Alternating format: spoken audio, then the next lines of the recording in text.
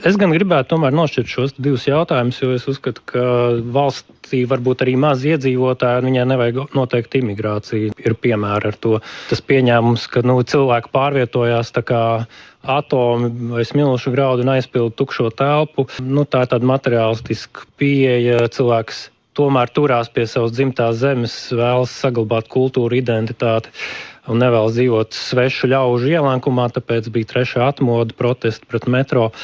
Un īstenībā mēs esam kaut kur līdzīgā situācijā šobrīd ar vienotību pie varas. Līdz ar to par to dzimstību tur ir vismaz divi lieli jautājumi. Viens ir vērtību jautājums, un otrs ir praktiski atbalsta risinājumi. Neviena rietumu valsts nav efektīvi atrisinājusi dzimstības krīzi tikai ar pabalstiem.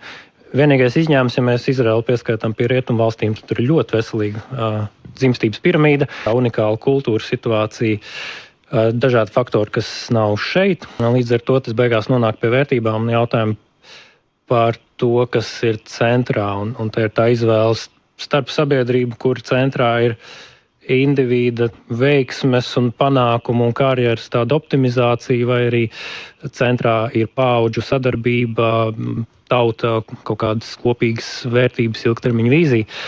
Līdz ar to tas beigās nonāk pie kultūras un izglītības un mēdījiem arī. Un, manuprāt, nav pieņemams tādas situācijas, kad, piemēram, caur mēdīju atbalsta fondu tiek sponsorēti kaut kādi sižeti raidījumi, kur runā par to, cik labi ir bezbērnība, ka tas kāds feminismu sasniegums. Mēs redzam to sasniegumu mūsu sumārajā dzimstības koeficientā.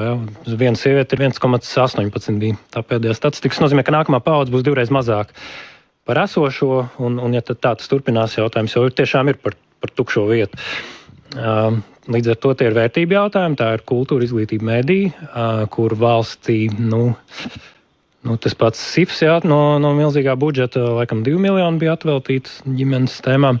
Tad tā nav valsts prioritāte, acīm redzot šobrīd. Un ja tā nav valsts prioritāte, tad kāds rezultāts tur gaidīt. Bet ir arī praktiski atbalsta jautājumi, tie paši pabalsti, māmiņu pensiju jautājums, kreditēšanas politika, kur mēs partiju dibinot programmā vairākiem šiem punktiem pieskārāmies.